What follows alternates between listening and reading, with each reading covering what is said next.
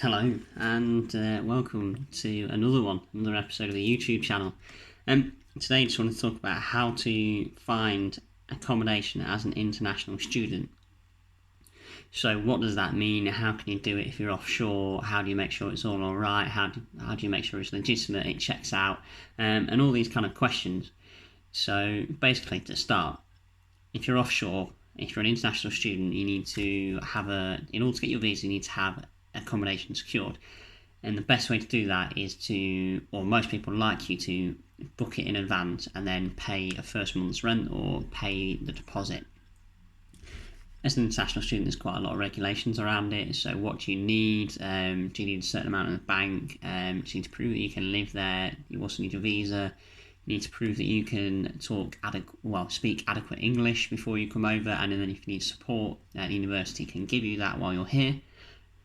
But focusing on student accommodation and housing for international students and how they can check it while they're offshore or abroad, at home, basically. There's a few options. If you can, there's a lot of companies have websites. I would always advise searching them, searching multiple places. So you can go onto places like StudentNet, you can go onto another comparison like student.com and all these kind of bits. And you can type in your location and you can have a look at all the accommodation in that area. That will bring up everything. Whereas if you go onto Google and you then type in, say, London, it will then bring up those that have got the best adverts or the best ranking websites. And even though that's good, they may not necessarily be the best houses. It's just the people that know how to rank onto Google. However, when you go onto a website that searches everything and encompasses everything, you get everyone. Most of the places will focus on good housing, and that's what we do. We focus on high quality housing and letting agents, and it will show you all the options for you to live in the right areas. When you click on it, you need to make sure that the photos look good. You need to make sure the description is thorough and it's got a good features list. Once you get there, once you've found a place that's within your budget, so if you're looking higher end, you can go studios, apartments in the purpose-built student accommodation sector. So these are your big blocks or apartments. They have an accommodation manager. They probably have an assistant accommodation manager. They have gyms in there, cinema rooms, games rooms, and lots of other bits. They have weekly events, all bills included, and you don't have to worry about much. They'll even provide some bits for you, so you don't have to bring everything across, because as an international student you only get a certain weight limit. If you want something cheaper than that, I would recommend a letting agent. You can find them on those search comparison sites. Once you've found them, I would always recommend booking a sort of viewing, whether it be Zoom, WhatsApp, a virtual tour. Obviously, most websites now do have a virtual tour. The problem with that is if it's a year old or 2 years old, they might not have refreshed it. So always call the letting agent afterwards and just say, can you do a walk round for me, so that you can see the house, you can see the current condition, and then when you get there, it's what you expect. You can mitigate a lot of problems just by having a video call with a letting agent and getting them to walk around the house. They would do that for a normal student. So say if you're already in the country and you wanted to go view a house, they'd offer you to take you there. I know more and more viewings are moving online. Even if they just travel there and take you around while you're on video chat, that's absolutely fine. Highly recommend that, because you can navigate any problems there, and then you can say, well, what does that look like? What does this look like? Obviously, it won't navigate or mitigate everything, but it'll obviously sort a lot of problems out.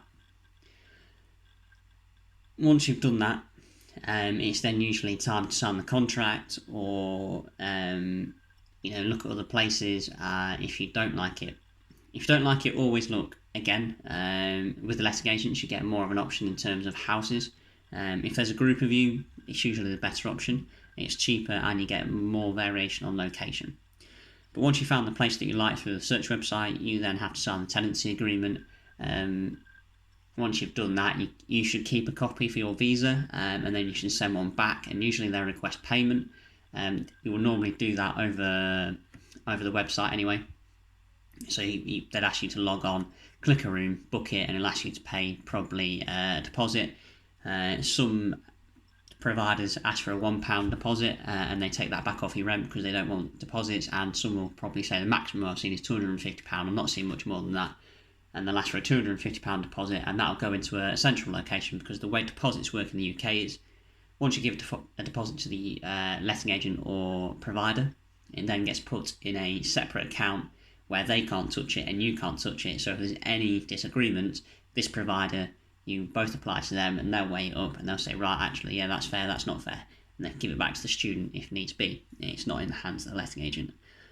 And then once you've done that, you've secured your accommodation. And then you can apply for your visa. Some of the mistakes that I have seen, especially with international students, is the fact that they book accommodation purely because they need it. And I agree. They do need it, but don't rush into it. Make sure you have a good look round, get on the search comparison websites, go on Google, have a look at the locations, get your maps up, look at the pictures, get on the virtual walk rounds, because a lot of students will just go, right, I need that for my visa, so I'll book it, and if I don't like it, I can always cancel it afterwards, then pick another place, which is fine if you are, but obviously some people have quite strict cancellation policies and some don't. So if you book it and you can't cancel it, you'll owe them a year's rent. So 1, never rush into it. 2, I've already said it. Have a look on Google Maps. It's unlikely that you'll be familiar with the area, so please familiarise yourself on Google Maps with where your accommodation is, how close it is to university, where some of the local shops are, and how you will get here or get to your accommodation after you've arrived in England.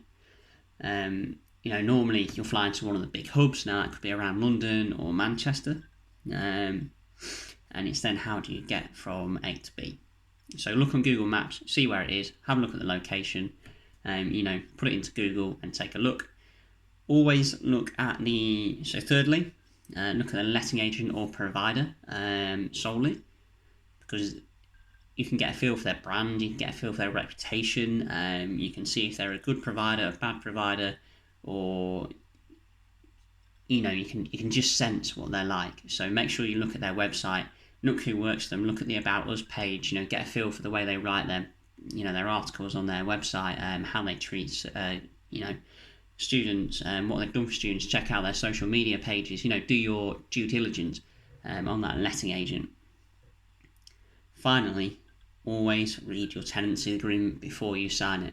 I know it will come across in English. If your English isn't the best, translate it as best as possible, or ask someone to translate it for you and read it, because a lot of the times people are quite forgiving to international students, because obviously if they can't come over and they're not going to charge you.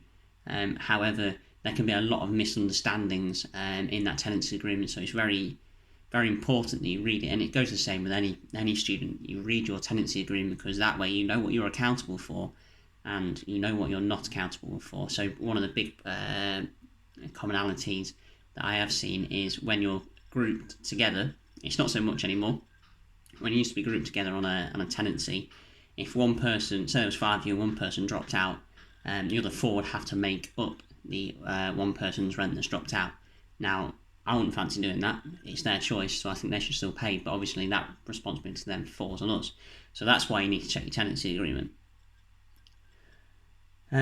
Just to cover a little bit more, I know I've done this before, but if you haven't watched any of the videos, do go back and look at the differences in the type of accommodation. So your purpose-built student accommodation are your big blocks. They're usually close to university. They're slightly more expensive, but they come with a lot of added extras. So as I said, gym, cinema, living space, study room, grab-and-go breakfast, free bikes, and packages and bits like that. They come with an accommodation manager. They are pretty well secure. They have a key fob to get in and then a key to your room. And usually there's CCTV and there's someone on the front desk at all times.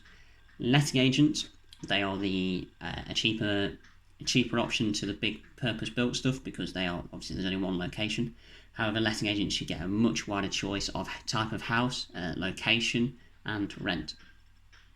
They usually have a cheaper deposit as well, and they can offer a much more personal service.